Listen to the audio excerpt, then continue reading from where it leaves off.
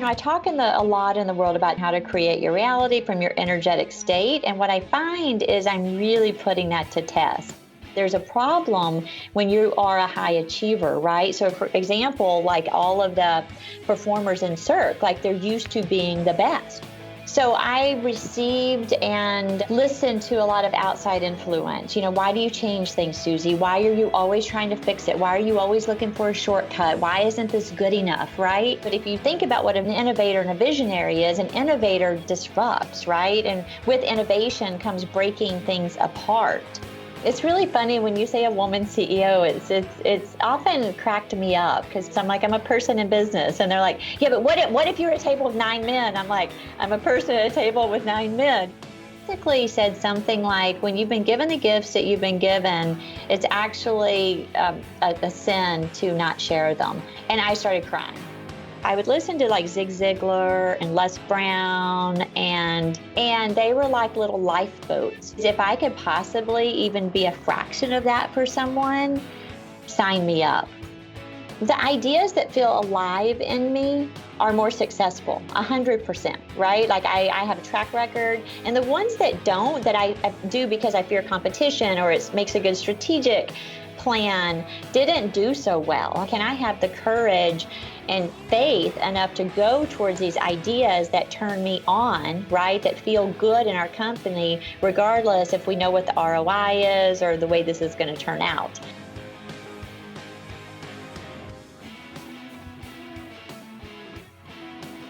Hi, Suzy Batiz. Hi, Mike. How are you? Good. I'm good. All right. So it sounds like you've had a hell of a day already, and we'll get into that.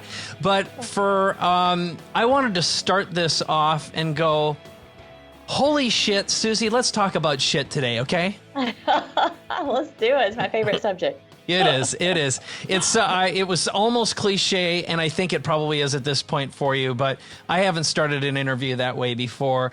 Founder of PooPourri, but what I love most about you is you are an extraordinarily heartfelt, heart-centered person. And I thought I'd start out today by asking you, what terrifies you most right now? What are you most afraid of? Wow. What I'm most afraid of... Well, I just got out of a sales meeting, and sales this month weren't as good as we had projected, and I felt scared. I am used to winning and being successful, and I have that inner competitor. So I realized today, I'm like, wow, I'm actually triggered with this. It's not a usual space for me. Usually everything's wonderful and sales are great. So to come in this new space, I was like, ah! So I got to tell my team I felt angry and I felt scared. Yeah, I felt scared. So I felt more scared than I felt angry. I told him I felt angry, but I actually felt scared. All right. And that leads me to my next question, which is, you've been running, how long has PooPourri been in existence at this point, in its present form, where maybe we'll start from where it was founded, but then where it started to really rock and roll, just to give people perspective. I sold my first bottle in April of 2007. So it's been about 12 years. We're 12 years old. And we really didn't, at about 8 years, I was doing like $1 million a year, like literally like $1 million, $2 million, $3 million, $4 million, $5 million, $6 million, $7 million, $8 million. We were about $8 million in revenue about 6 years ago. And that's when I did my viral video. That's when I realized, like, hold on, it's time to get this thing going. But I grew slow on purpose. Right. So you had the big rock, that was viral video, and that was really great timing, both from a media perspective, social media perspective, right message. And so sales went to, and I don't know how public you are about this or not, where did they go to and where are they now, just in contrast? Yeah, so at that point, we were at $8 million a year. Within 4 days, we had sold all of our inventory and we were $4 million in back order. So it was, and then we turned off all of our spend. We were actually pushing some ads out because helping the virality of that video. And we pulled back because we couldn't ship, right? And I'm an ethical person. I'm like, I'm not going to rack up $20 million worth of orders when I can't ship them. And this year we'll do around 100 million. Okay. Okay. So in that time, you've had to deal with unbelievable growth plus internal demons and battles along the way. So at this 12 million or the 12-year mark, what bothers you most? What do you see as being the biggest personal internal challenge that you're facing right now on an ongoing basis that bothers you on an ongoing basis? Well, I'll tell you, I talk a lot in the world about energy and how to create your reality from your energetic state. And what I find is I'm really putting that to test with millions of dollars on the line, right? That's when so that's probably more what I'm scared of. It's like, oh shit, this stuff is not working. The numbers aren't going the right way. It's a little like, driving like a rocket ship, maybe through space or something, and there's meteors coming, and for me to be able to keep the focus and faith, like, okay, I know how this works. I know this is all energy. That's what has me rattled in this current moment more so than I usually am. Got it. So the net is bigger risks and a bigger loss. And I'll interject like my perspective too. Part of the reason I sold my business this last year is, I'd been going pretty hard for 30 years straight. And I reached a point about 2 years ago, I woke up and I'm like, I realized it took me a while to understand what went on, but I realized I had outgrown who I was, what I did, why I did it, who I did it for. And the pain of the risk and the extended loss grew to the degree that I just didn't want to feel that way anymore. Yeah. And over a period of it took about 18 months. But the big part happened over about eight months where I essentially shut everything off just to take a mental and a spiritual break. Because again, the risk of the drain, it was like so much of my personal net worth was at stake if I had 6 or 8 months of bad months. And I had like 3 big things break all at once. It was like, God, just didn't want to feel that way anymore. And I'm curious, I mean, you're well over 10 times where I was with the last business sales wise, but I'm curious, from a scaling perspective, what are the specifics that you're dealing with from a managerial perspective, and also realizing where your own skill set or your superpowers no longer serve this machine? Like, where do you determine, where to go next? Where are you getting mentored from? It's a lot of questions I packed in, but I'm curious. Yeah, that's where I'm smack dab in the middle of that. What I'm super clear about is I don't understand mass retailers. I'm an innovator. I am a visionary.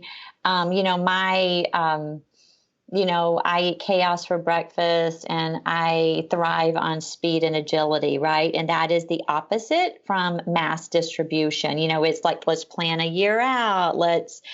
I feel anxious in that world. So I've been in the process of bringing in experts that understand that world, right? Where I can still move and groove in some smaller channels like direct to consumer or, gift or specialty where I can play more, and also in creative and marketing where we can have a little bit more of my juices can come in, and being 100% clear that Suzy, get out of the lane. You can't, I'm not even built that way, right? I'm not built to plan something a year out. So I shouldn't even be in that room. I don't even know what the hell I'm going to do next year.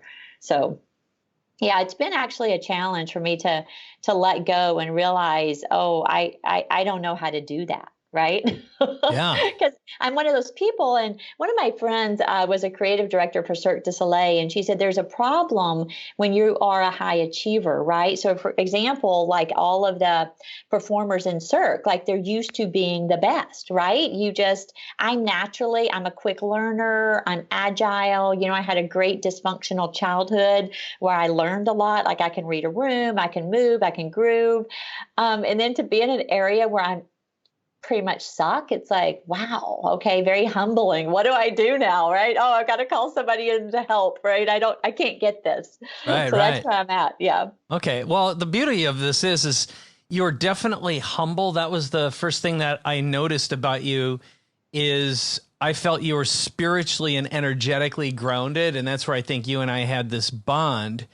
And that's part of what I really want to explore today with you is, you did mention your superpowers, but if you look at how your superpowers have refined and evolved over the past, and let's look within the 12-year thing, because within a business context, it's usually pretty fascinating because it pushes you in different ways.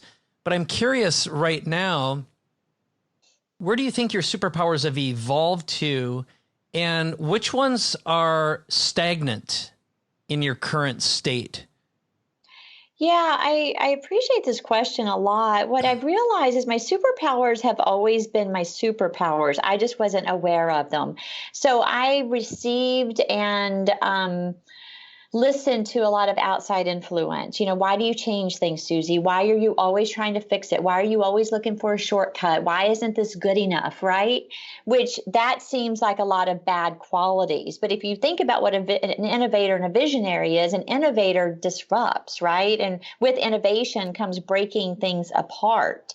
So these superpowers have always been there. It's just I fought with other people around me trying to convince them that this was the right way, where over the years, over the 12 years especially, I don't apologize anymore. I know that that's what my superpowers are.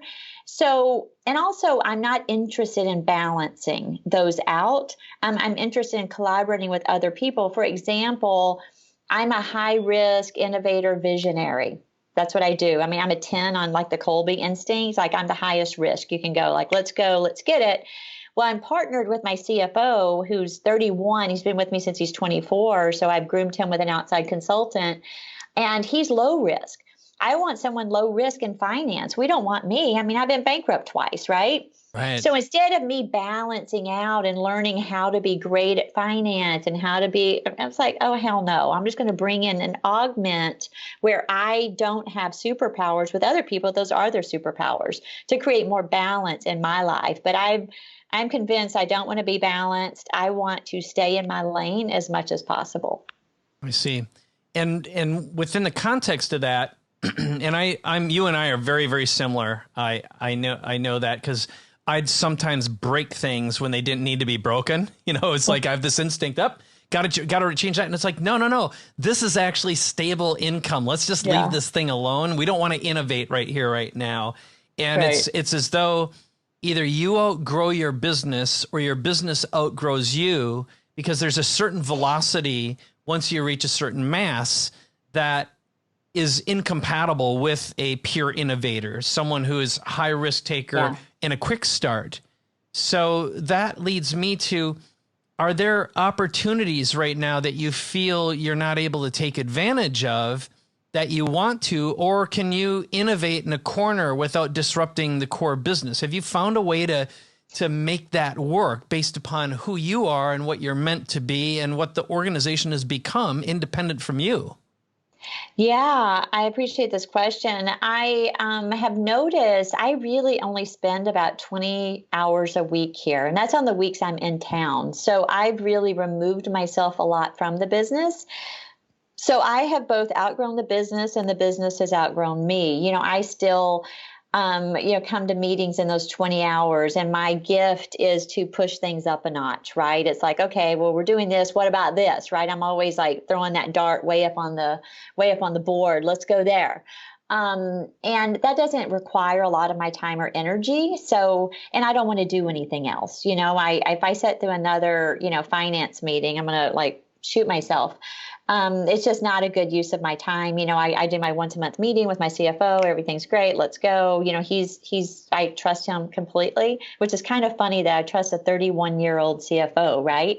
But like I said, we've worked together for 7 years and completely trust him. So I put people in place here that I can trust, and so that I can remove myself more. So I don't break things as much. So I'm actually disrupting, that I'm finishing up my abundance course.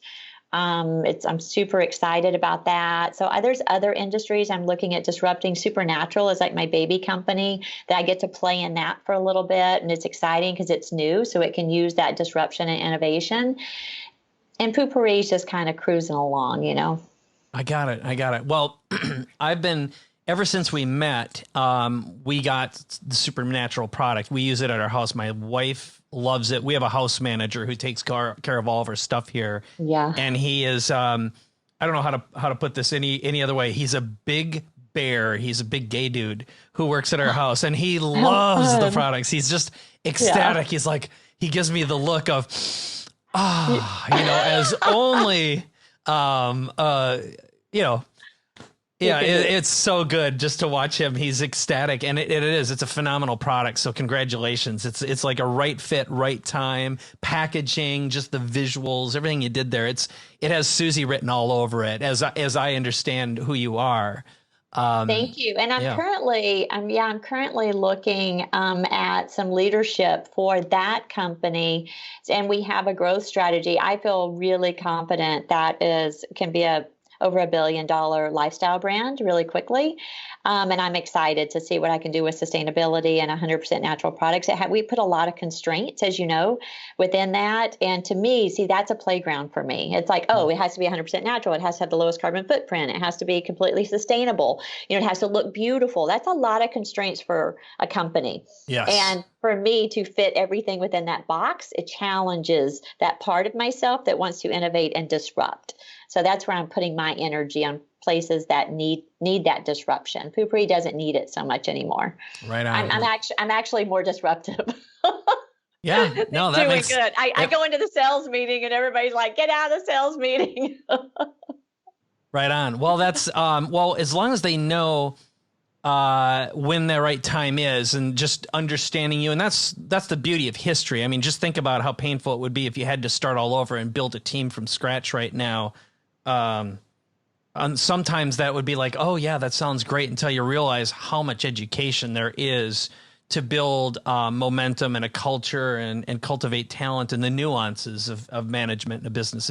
It's incredible. So next question I have for you, it's incredibly hard. Oh, yes. Let's say that. Absolutely, for sure. I would rather manage a bunch of chickens than a bunch of people. Oh. So true. So true. All right.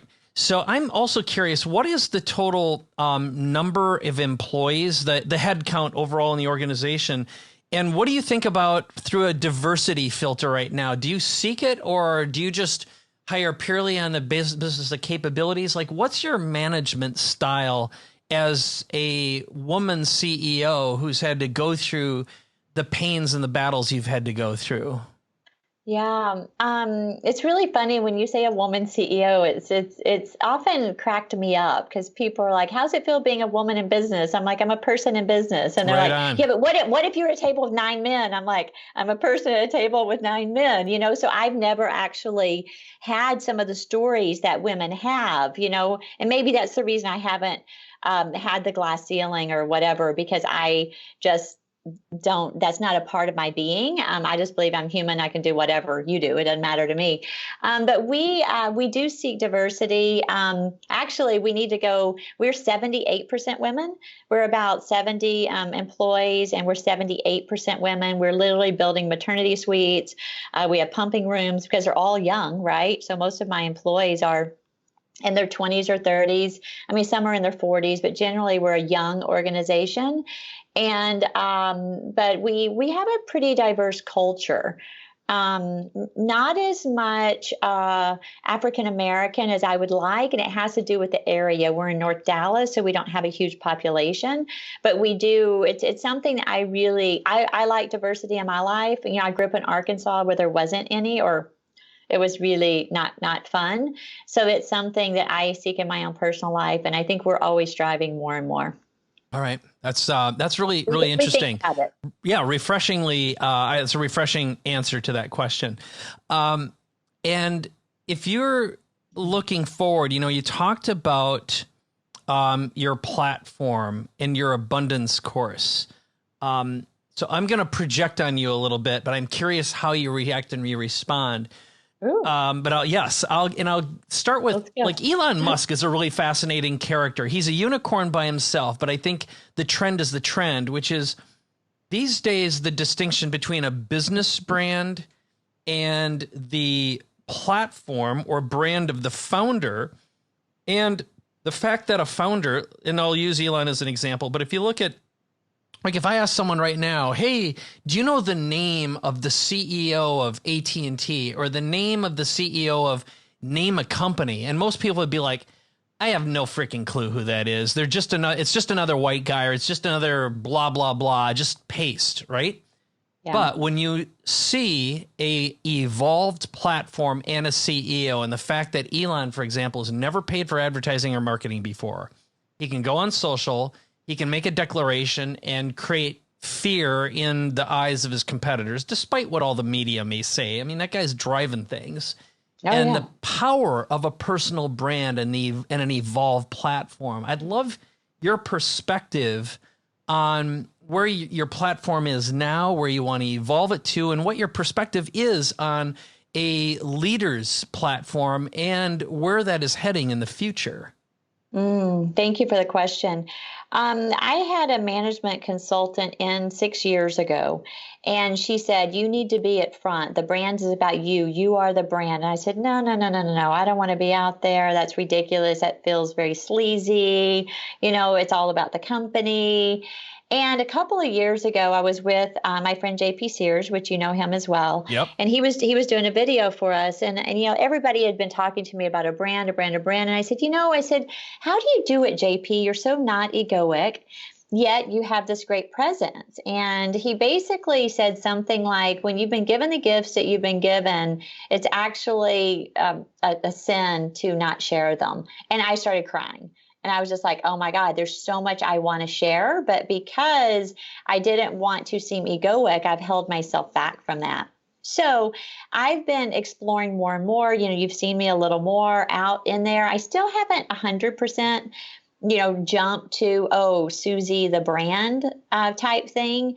But what comes from an authentic place within me is I have my 10,000 hours in spirituality. I have my 10,000 hours in personal development. I have my 10,000 hours in business, way more than that, right? Probably a couple 100,000 hours. Yeah. And I have a lot to share, right? So that's what I'm looking at now. I haven't put the gas on my personal brand. I think my Instagram's like 20,000 people. It's trucking along a little bit. But you will be seeing more from me in the future just because there's a lot I want to share. When I was in some really dark times in my life. Most people here maybe know my story, but there were times when, I was almost suicidal, and I would listen to like Zig Ziglar and Les Brown and all of these guys, and they were like little lifeboats, right? It's like these motivational speakers that kind of said, just hang in there, you can do it. And what really touches my heart, Mike, like I could cry right now, is if I could possibly even be a fraction of that for someone, sign me up. So that's where I'm coming from. I don't give a rip about business or who you think I am, but if I can possibly be some kind of example of what's possible, then hell yeah, I'm in, Right on. And that's where I look at it from a personal brand. It's like, here you go. If I can do it, you can do it. I 100% know that in my bones. Like, it's just the truth. So that's where I want to show up more, is going really abundance is an inside job, right? And that's what I practice all the time. And if I can share that information, that's great. People can love the book. They can hate the book. They can whatever. Doesn't matter, but the point is it's literally like right now, my front garden in my house, we're clipping all of the basil and Swiss chard, and my garden is so big that I mentor these women. So tonight I have my women's group, and I asked my assistant, I was like, could you please chop the garden and let's lay all this here tonight? So what I've found is, from my own place, the more abundant I am, the more I just want to share, because I've got plenty. Love that. I love that. And let's dive a little bit into that side of your life. I want to talk about the spiritual side of your life. You talked about the course Abundance, and why don't you talk a little bit about that and this notion that really attracted me to you the first time we met, which was ideas are alive. And so let's get a little metaphysical and woo-woo for a bit. I'd love your perspective on how you view the world from an energetic perspective and how you oscillate between the physical world and your ego and the spiritual, soulful world, and where those intersect and how you manifest and create abundance in your life. Yeah, well, first of all, they're all the same. There are no separate worlds. It's just one entire universe, right? I used to believe they were separate. And what happened was I had a friend that wanted to do a film on me. And I said, I don't want to talk about business. And he said, well, how do you know which idea to follow? And I was telling him what happens in my body. And fast forward, I started looking at my business and I was like, the ideas that feel alive in me are more successful, 100%, right? Like I have a track record, and the ones that don't, that I do because I fear competition or it makes a good strategic plan, didn't do so well. And I was like, am I an anomaly or something going on? So I called Dr. Bruce Lipton, who's a cellular biologist. And I asked him, are ideas alive? He said, why? And I said, well, because I have a theory that, the ideas I follow are more alive. And the ones that aren't don't do so well. And I also have a theory that those 75%, or I don't know what the number are these days, but businesses that fail were actually founded on businesses that weren't an alive idea, a passionate something that's come from them. It's like, hey, that dry cleaner, that corner needs a dry cleaner. You know what I'm saying? There's a demographic and I see it's not served. May or may not work, right? But the person that their heart and soul is dry cleaning, right? It usually works. So he said, everything's alive, everything's an energetic vibration, and every living thing is seeking more life force energy. So every living thing is seeking more life force energy. And then he explained to me resonance and dissonance. Resonance is when you put two waves together that are same wavelength and same height, they create more energy together than they do apart. So it's literally a 1 + 1 = 3, 4, 5, 6, depending on the level of resonance. Dissonance is the opposite. When the energy waves just aren't the same, those two together create less energy than you had before. Okay, so literally you have less energy. So what I've learned, and actually the reason I said, like, I really practice this in my life is, can I have the courage and faith enough to go towards these ideas that turn me on, right? That feel good in our company, regardless if we know what the ROI is or the way this is going to turn out. And that's what we practice all the time here. Like we have we have an HR flag, right? Because we have a young group and they're pretty rowdy. Sometimes we're like, HR. We also have another flag in here called the struggle flag. And that's whenever something is not in flow. And we literally will be in a conference room and someone will say, hey, we might be in struggle here. And we're like, oh, hold on, let's see. Yeah, it feels really hard. And then we will go back and look where we overrode or compromised. So even from things we don't just, okay. Last year, I kept pushing through with this auto unit. I lost millions of dollars. Everything in my body said, no, don't push through. We were in so much struggle. Sent our ops guy over to China. So again, this is a practice. I'm not saying I'm perfect at it, but I'm fine losing millions of dollars going, yeah, there you go, Suzy. You went against your gut one more time. And that's what happened. That idea wasn't alive. I did it because of fear of competition. And I lost. So for me, this is something that not only do I have a theoretical idea about, I actually have proof in my life and in my business, and I follow it as much as I can. I still get blindsided. That's where the ego comes in, right? It's like, oh my God, you're going to lose. My biggest fear, I'm going to lose, right? I'm going to be behind. So I still get caught up in that, although not as much as I used to. Okay. I love that. And so what is the HR flag specifically? What is that? Well, if someone for example, we are just in a sales meeting and we have this bell and they all start talking about ding-a-lings. Oh, you get a big ding-a-ling, you know what I'm saying? So at some point you got to kind of go, okay, ladies, settle down, right? They get a little crazy in there. Okay. There's lots of other talking words that may or may not be appropriate for an office environment. Okay. All right, good.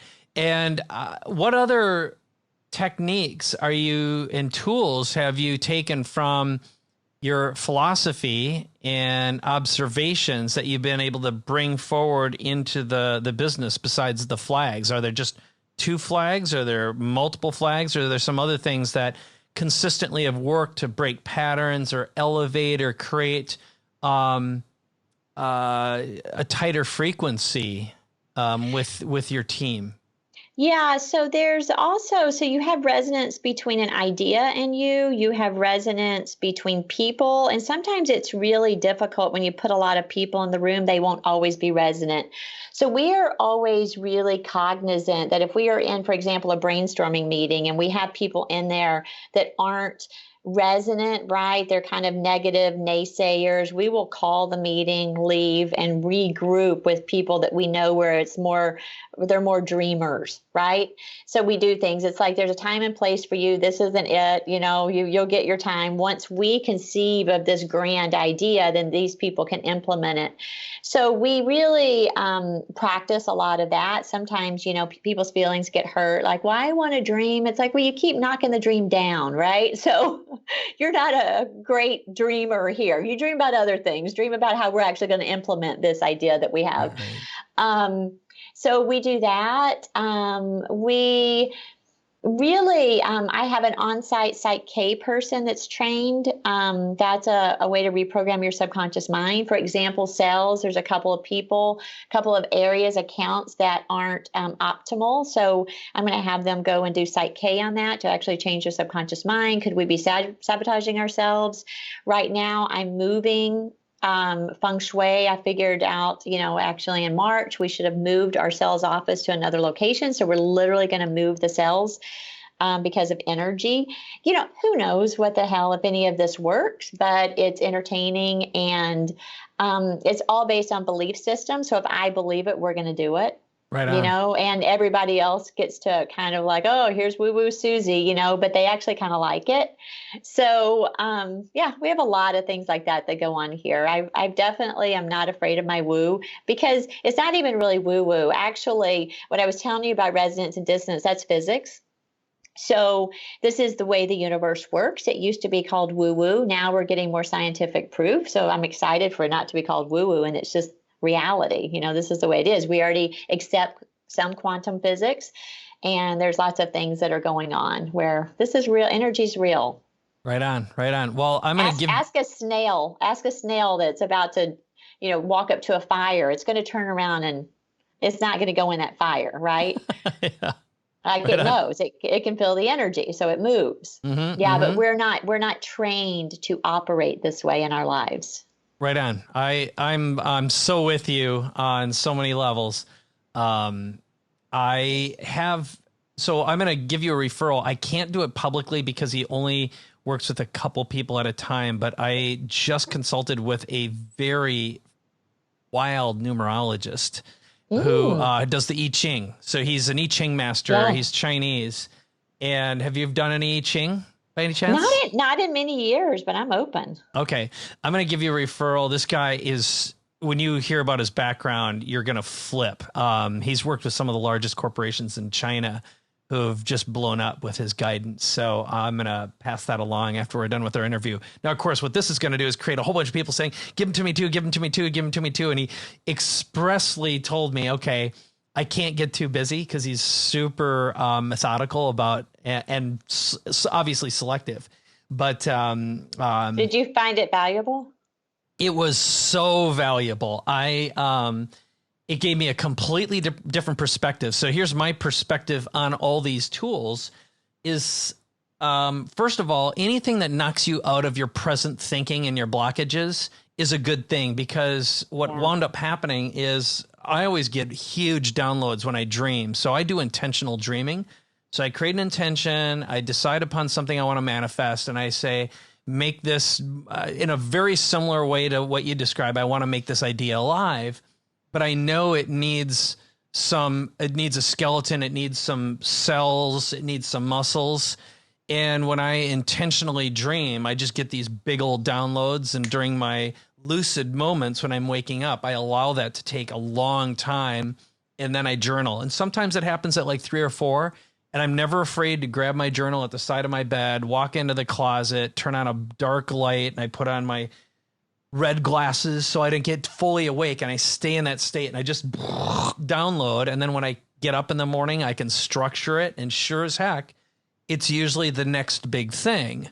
Yeah. And so it's exciting. What I noticed is this started germinating something, and it literally happened yesterday. So it's still something in motion. But as a result, he told me a few things about myself that I've intuitively known for a long time. But part of what happens with I Ching is it moves in a fairly methodical timing state. So he'll say, okay, here's what's happening 20 through 40. This is 40 through 60.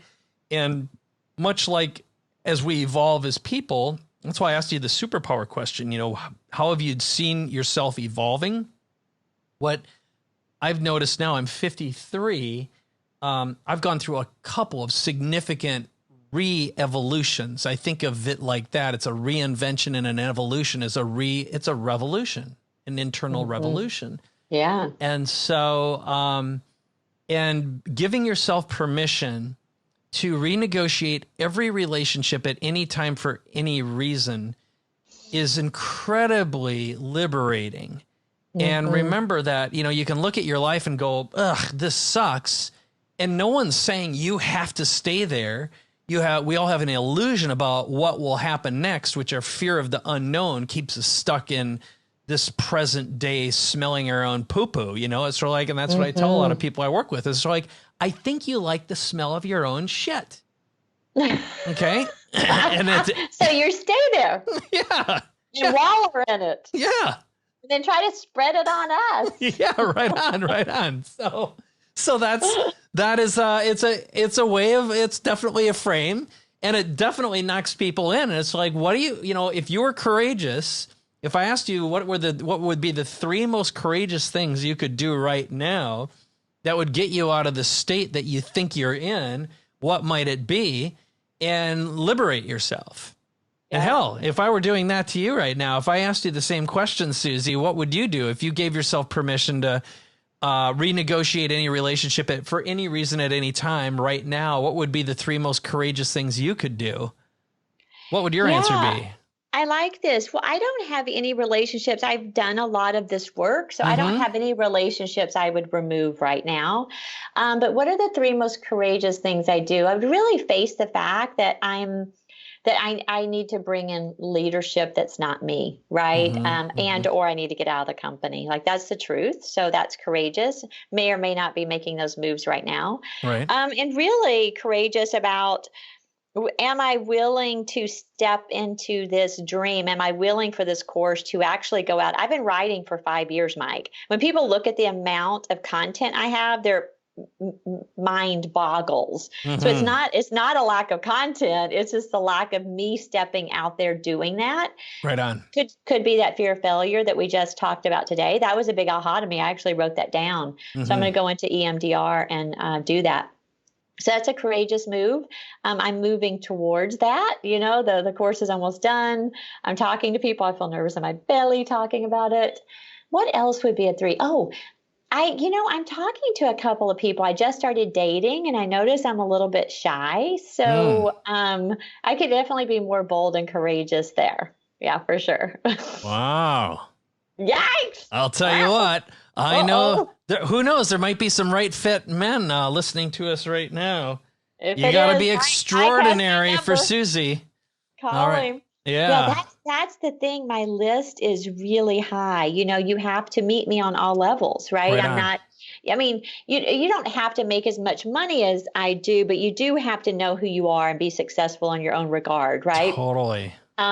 Physically, spiritually, consciously, you have to be an explorer, and you also have to be interested in consciousness. So it's a big list. I mean, yeah. It is. I have a very good friend. I won't mention her name on here. She's a multi-billionaire.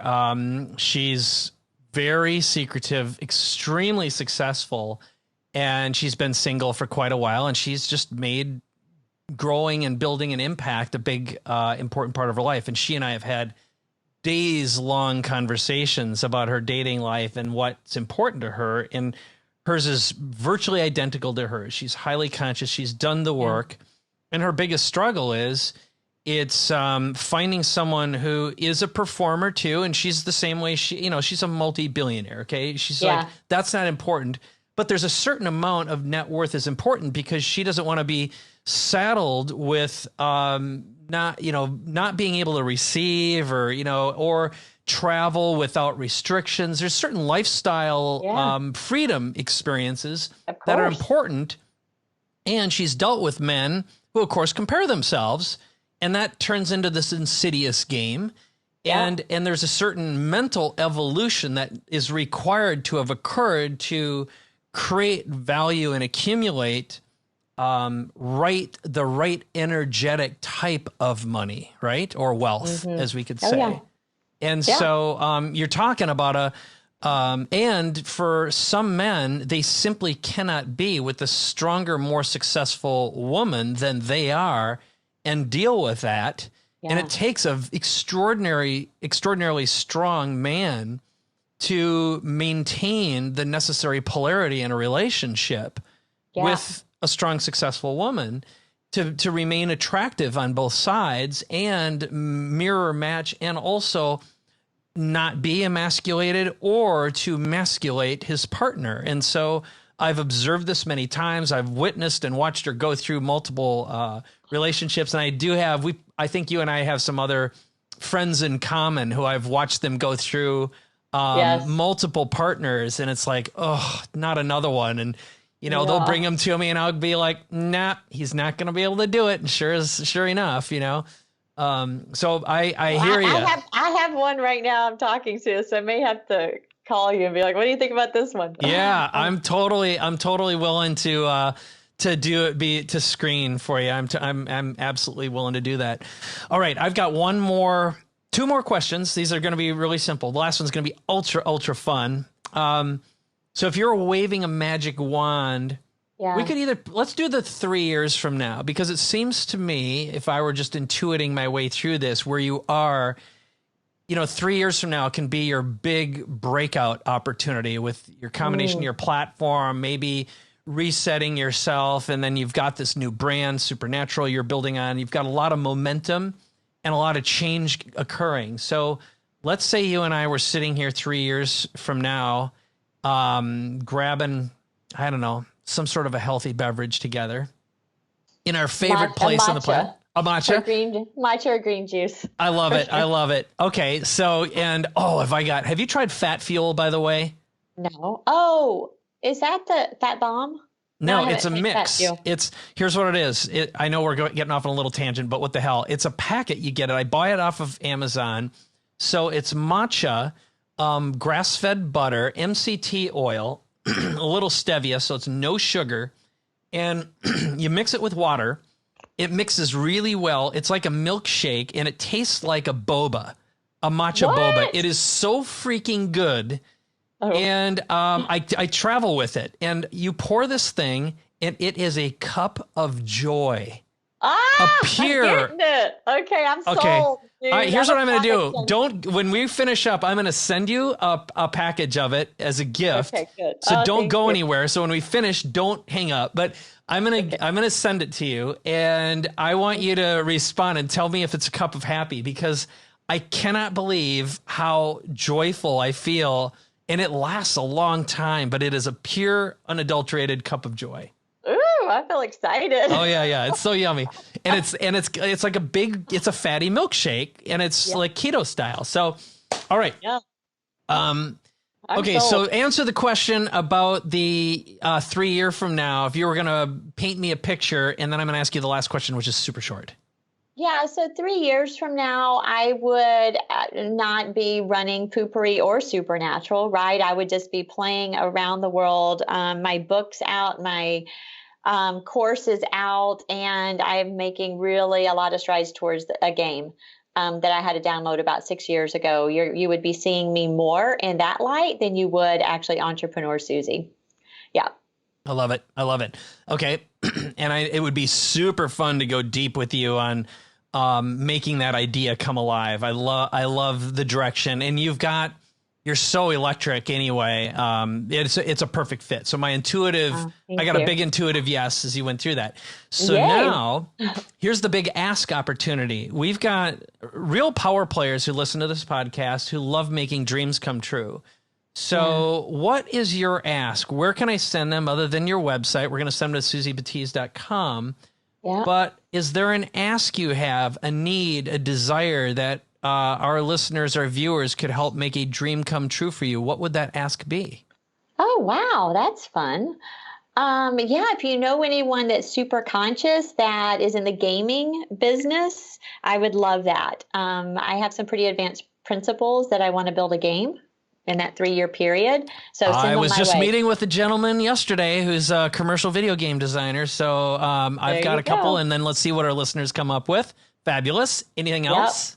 No, they have to be really aware of concepts like the Matrix and some pretty advanced conscious concepts. That's the problem. There's a lot of gamers out there, but they're not always aware of these principles. So find me that person and I would be really excited. All right. Well, it just so happens I met this guy at Burning Man the first time in my camp a couple of years ago, and he is right up the alley. You and he have a very similar growth pattern in terms of what you've gone through. So I can definitely create a match there, but all I have to do is ask. I'm having a lunch day with another guy who could be a great hookup relationship. So that's not hard. Anything else pop into your mind? Yeah. And if my husband's out here listening, call me. All right. Or at least someone to date. That'd be fun. Let's go there. Let's go there first. All right. Well, one of my very, very best friends is Arielle Ford, who's, she wrote The Soulmate Secret and The Soulmate Kit, longtime friend. She was Deepak Chopra's publicist for 15 years, Wayne Dyer, Neil Donald Walsh, Louise Hay, Don Miguel Ruiz. Totally resonates. So I'm going to create a little connection here. And she's in the manifestation business. So, and if anyone else is listening, well, here's what I'll tell you can do, because this will help do a little screener. If you head to capabilityamplifier.com, you can actually leave Suzy an audio message, which I will forward to her. My team will. And that way we can screen them appropriately. How's that, Suzy? I like that. It's like a more alive Bumble, right? Yeah, right. Bumble. Well, Mike's got his own matchmaking. I love this. Energetic matchmaking. You should do this. All right. You're good. All right. Thank you. It's so much fun. I'm appreciating how alive you are. Like when you talk about the matcha and when connecting and these ideas, I have a suspicion that's really your genius. It is. I love it. It's nothing makes me happier than making dreams come true. And especially for highly elevated, high frequency human beings. And you are definitely one of them. Oh, thank you. Thank you. It takes it to see it, right? Oh, right on. Thank you. Well, here's what we'll do. So don't go anywhere. We're going to wrap this up. But what I'm going to tell our listeners and our viewers right now is you have just met the incredible Suzy Batiz, founder of PooPourri, so much more. You, of course, can hear all of her backstory stuff if you go to our website. I didn't want to spend time talking about and doing things that anyone can look up. I wanted this to be different and unique, and I hope you appreciate that as well. Yeah, thank you so much. It's my pleasure for sure. So the next step is yours to take, which is if you enjoyed this episode, of course, share it with someone you know, especially someone who could use words of wisdom from someone as incredible as Suzy, and also like and comment on this show as well at iTunes, because that's the best way to spread the word and also change some lives and create more impact and freedom at the same time. So Suzy, really appreciate you. You are magnificent. And I can't wait to see what happens next with you. I appreciate you, Mike. Thank you for your patience. You're amazing. Oh, you are too. Thank you so much. All right, everyone. This is Capability Amplifier. This is Suzy Batiz. Thank you so much for listening. Thank you. Bye.